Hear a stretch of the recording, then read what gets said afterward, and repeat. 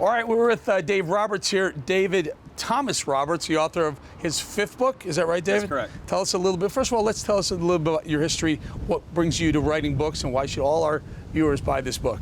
Well, originally I got started writing here because my wife told me that I was coming to bed angry every night.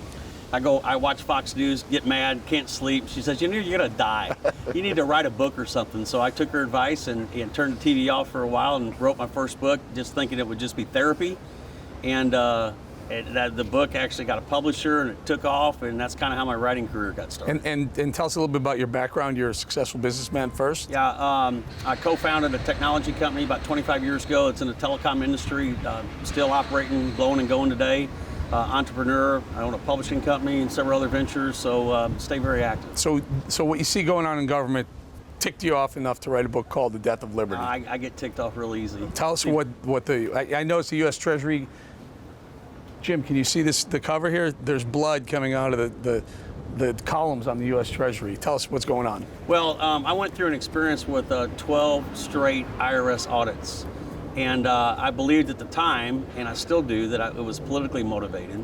It started I was early on Tea Party, and we started getting targeted. It wasn't just the 501c. There was individuals like myself and others that got targeted, and these repetitious IRS audits just keep happening and happening. And I didn't really realize until I got into it that American citizens lose their entire Bill of Rights when it comes to tax issues. When you go to tax court, you have no Bill of Rights. Explain that. You have no First Amendment, no Fourth Amendment, no Fifth Amendment. You can't go to tax court and plead the Fifth because you're guilty. You have to prove you're innocent. So it's completely flipped from the Constitution, from the Bill of Rights. You're actually guilty. You have to prove your innocence instead of the other way around. Now, were some of these audits under the Obama administration? Lois Lerner, That's correct. She was heading the IRS at the time. Correct. But you said 12, so it actually predated him. Predated Obama. Predated, but it continued through. But there was during the Obama administration, I had other issues. Like I was on the no-fly list for a couple of years, and then for what? Couldn't tell you. Still don't know to this day. In fact, my tax attorney's sitting here in the audience, and he'll tell you we issued 72 FOIA requests to different agencies of government, of which 0 was ever returned. Well, I guess you don't get on a no-fly list for a tax issue, do you? No, but I think it was politically motivated. Right, so I mean, there's no criminal background or anything like that. So I don't know why I was targeted like that. And I eventually got on the flights, but I missed flights, and they couldn't explain to me what was going on. And then my wife and I got held in customs in Miami, coming back from a vacation for 12 hours with no due process, interrogated. In Miami. In Miami. Coming back from overseas? I was in Antigua. We went on for our anniversary to Antigua, and we essentially got interrogated for 12 hours. You say tax day should be renamed Karl Marx Day. Why? Well, you'll be shocked to know that most elected representatives don't know that the income tax is the second, progressive income tax is the second plank of the Communist Manifesto. It's a Karl Marx ideology. So our main revenue system for the United States is a Marxist ideology. Yeah, tell me about it. What should we do? Well, there's a lot of things you can do. First of all, you can't, in the United States, you can't be a conscientious objector when it comes to taxes. You can't say, well, I don't want my money going to Planned Parenthood or these other things that, your First Amendment, religious freedom, you don't want your money spent there. You don't want it to go to wars that you don't support, or you don't want it to go to $800 million to Ethiopia, right? Okay, or other Muslim countries, and so I think it starts with education, and America was founded as a fervent anti-tax. The American Revolution was a tax revolution, anti-tax, and we've gotten away from that. Tea Party. We've gotten away from that, and one of the things I found out when I was researching the book through the Bureau of Labor Statistics is there's actually today, and we crossed over 2 years ago, there's actually more people that work for the government than own businesses in the United States. Yeah. So we're in serious trouble. Yeah, massive. I saw a number, I think the number's staggering, the number of people working for the government, U.S. government. But right. that's why Democrats really continue to get elected, is because people who work for the government tend to vote Democrat. They do. It's all for handouts. But our education system, none of that anti-tax is taught anymore. And entrepreneurship, we got to get back to entrepreneurship. Entrepreneurship doesn't survive or thrive in a Green New Deal scenario, and it looks like every Democrat on the left is embracing a Green New Deal.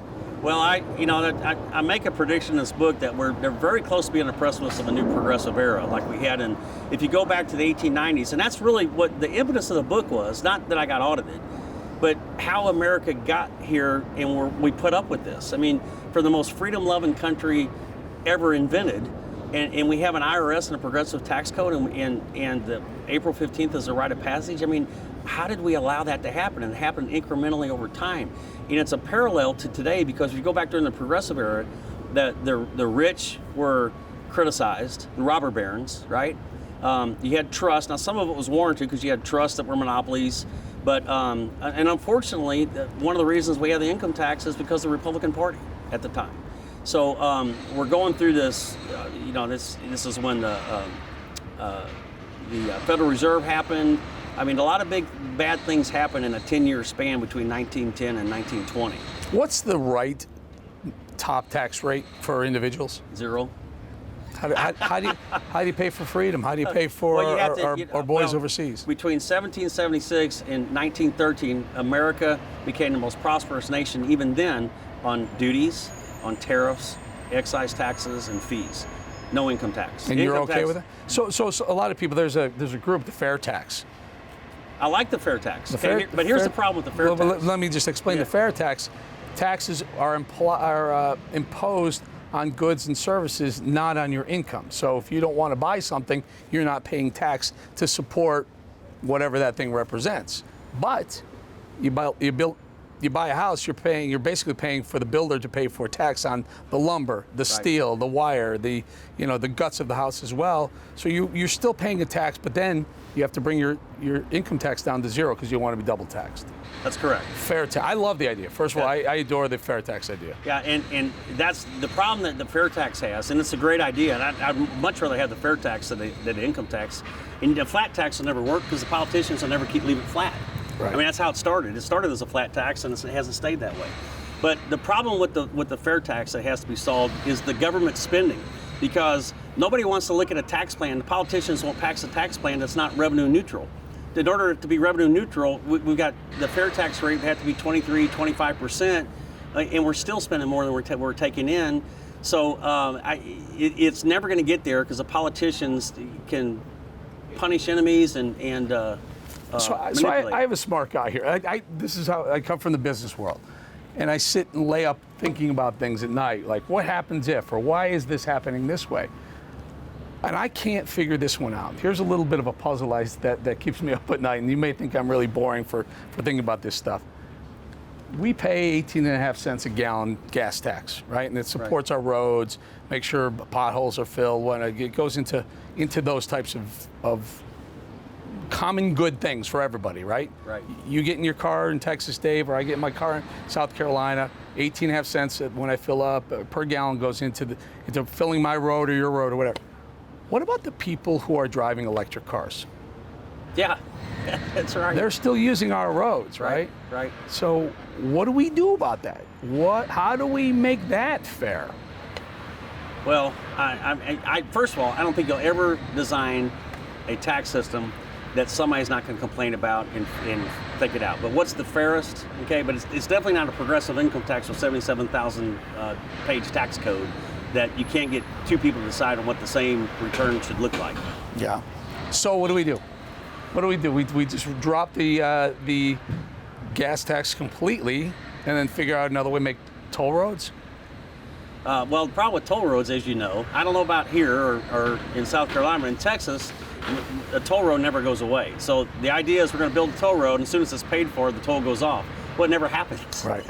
There's no government entity, I don't care if it's local, state, or federal, that ever is going to give money back. Are corporate taxes okay? No. I think sort of this problem that you're having with the democratic socialists and everything is they're seeing companies like Amazon and others not paying corporate taxes. I don't know why a flat tax would be better than what we've got if you could ever keep it flat. But why not one corporate tax rate for everybody? So okay. A rate is okay and just keep it the same. I agree with that. There were years where GE was making tens of billions of dollars in profit and paying no taxes on it, right, because of the way they structured their overseas businesses, their losses, their depreciation. The tax code, as Dave points out, 77,000 pages of loopholes, basically. Right. Well, it's you know, you get carve outs for friends and a punishment for enemies. That's how it's used. So nobody can decipher it. Book goes on sale a week from today. Week from today. Get it everywhere, everybody. Everywhere. Dave Thank you for Roberts. having me. I appreciate Hey, Dave it. Thank Roberts, you. everybody. Thank you. Thank you.